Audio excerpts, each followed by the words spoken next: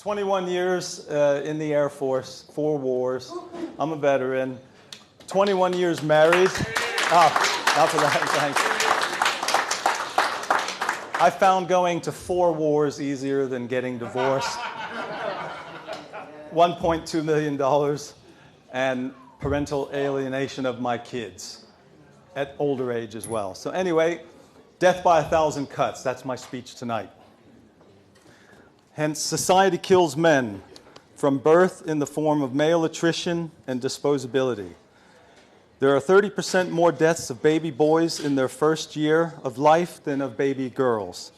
And the UN reports for every 107 men and 100 women born globally as a ratio each year, by age 65, there are 78 men to 100 women. In the US, men die 6 years earlier than women.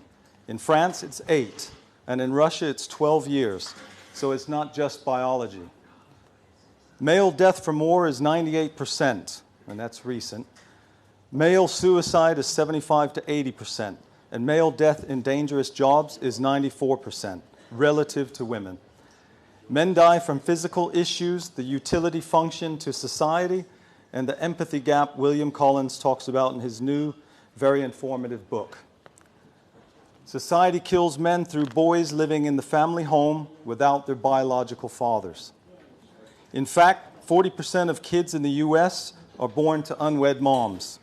In the EU, it's 43%, with 8 countries over 50%. In the UK, it's 48%, and in France, it's 60%. For women of color in the US, the canary in the coal mine, it's 70%. Divorce is at nearly 50%, and cohabiting couples break up at 5 times the rate of married couples. Hence, 27% of kids have 0 contact with their fathers, 22% see him once per week, and 29% see him less than 4 times per month. In reality, that's 78% of kids that have little to no contact with their fathers. Society kills men by way of a feminized, biased, and sexually politicized school system. It treats boys as defunct girls and teaches in a highly feminized environment and manner that employs up to 90% female teachers.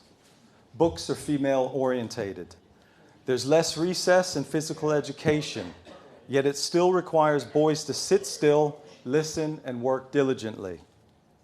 It uses fewer hands-on gadgets and has nearly eliminated the competition boys relate to and replaced it with participation prizes for all.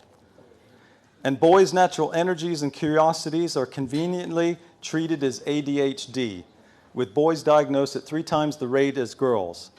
And boys are punished, suspended, and expelled at 8 times the rate as girls. And boys drop out of school and are sent to youth institutions at 9 times the rate of girls. Lastly, girls are told to speak out, be all they can be, and pumped up with "you can do it," whilst boys are told to sit down, be quiet and good.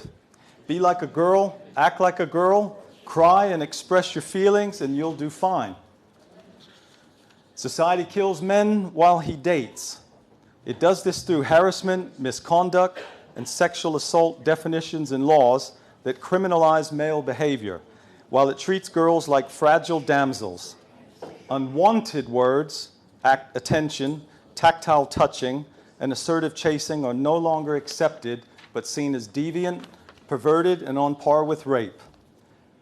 Regret rape, rape by seduction or persuasion, and rape by deceit are now vernacular.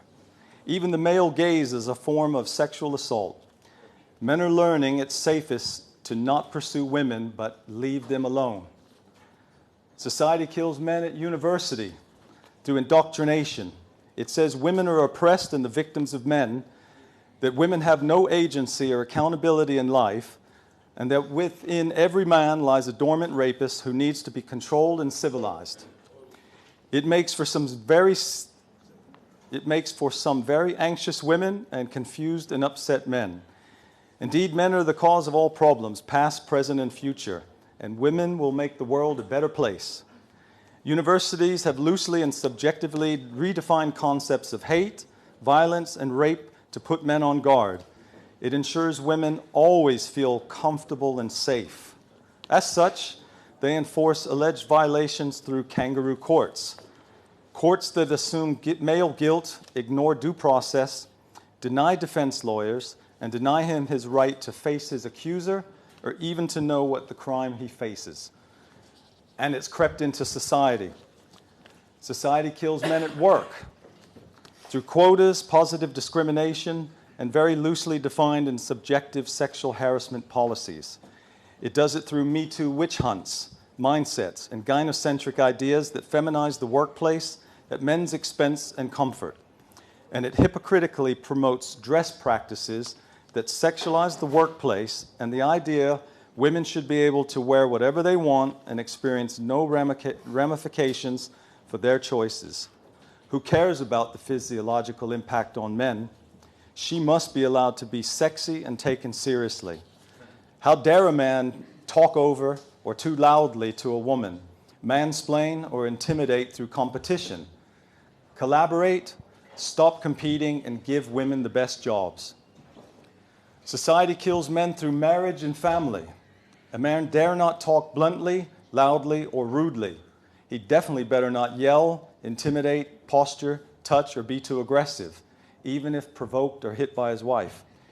He'd better not rein in spending, manage household finances, or save for the family's future.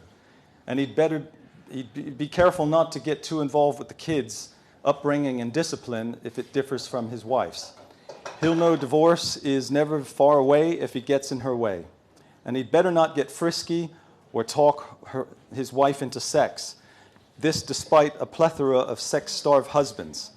He'll know marital rape and DV allegations are a phone call away. And with it, the risk of being thrown out of his house or jailed. Marriage and relationships are a constant, clear and present danger, a minefield of emotional, financial, psychological, and sexual abuse hazards he must tread very carefully. Society kills men through divorce. For men, the rewards of marriage are now far less and the costs and dangers far greater. Hence, marriage is on the decline. In the UK, it's the lowest it's been since 1895 and down 41% from 1972. And half still fail. Women file for divorce nearly 80% of the time, despite cheating half of the time. And women get child custody 90% of the time. Nonetheless, parental alienation is well known but rarely punished by the courts. Indeed, men are routinely robbed financially and converted into lonely cash machines that get nothing in return for their child support and alimony. Men are enslaved to the woman and state through enforced alimony for life, even to women who earn a good living. With so much loss, betrayal, and resentment, it's no surprise divorce is a tipping point for a lot of guys. And divorced men commit suicide at nearly 10 times the rate, 10 times, that divorced women do. And the Samaritans report this as a worldwide trend. Society kills men by way of laws. The Violence Against Women Act assumes men are violent abusers and punishes men accordingly. The UK's Children Act of 1989 declares the rule of law that a father is the natural guardian of his legitimate child is abolished. And the Children and Families Act of 2014 was written in a manner that doesn't mention the word father once. Men by law now rape through any act of sex. They're raped with their own penises, have no rights in abortion or to know he's even fathered a child, and must pay child support though cuckolded or duped into fatherhood. Abusively, men in the US and Australia are jailed for the inability to pay declared child support. And this equates to 25% of the inmates in the US. Society kills men by not providing appropriate, tailored, and available health care and funding. In the US, there are 15 government departments for women, but 0 for men. There's a White House Council for women and girls, but not for men and boys. The UK's had a minister for women since '97, but not for men, nor any health department or office for males. Why does breast cancer get twice the funding of prostate cancer? They kill in relatively equal numbers, in fact, men more now.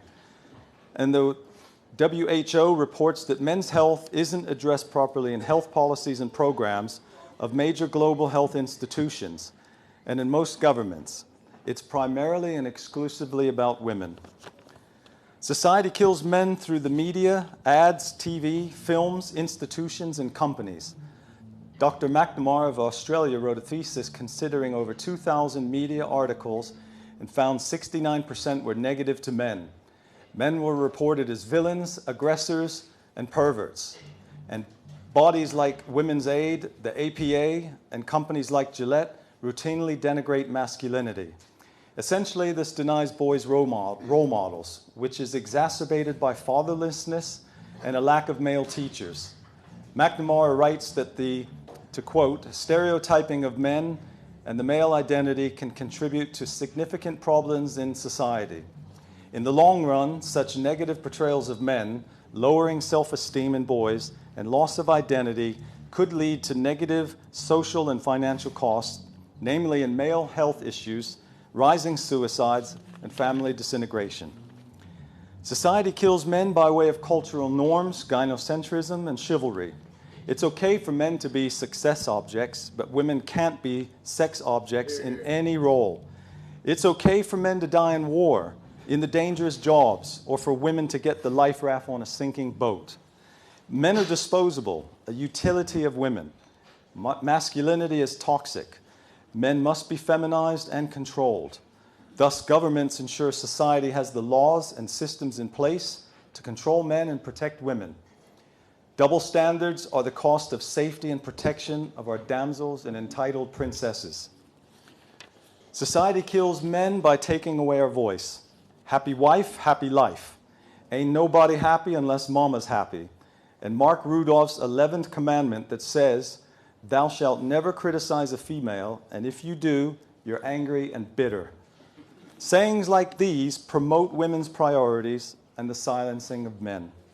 More directly, universities ban men's societies and deter men from speaking through brands of privilege and crimes of oppression. In society, there's an epidemic of shaming men and a push to create new laws on misogyny, hate, and thought. Political correctness and feminism have fettered speech for decades. Dare you say women should not be firefighters or fight in combat? Better to put the public's safety and the nation's ability to fight and win wars at risk. And I can tell you I know that firsthand. Society kills men by allowing feminist dogma to belittle, shame, and marginalize men in order to elevate females at the expense of males. It starts in primary school, where girls matter and are the ideal, and boys are broken and need fixing. In secondary school, it's the narrative, just as boys hit puberty and have to contend with sexual urges and testosterone, where girls are told they can dress as they please with no concern for boys or consequence. And it hits a crescendo at university, where women continue to excel and men are told they're the evil of the world. The same message is repeated in the media, TV, and films. To put the nail in the coffin, companies, the government, and society beat the same drum.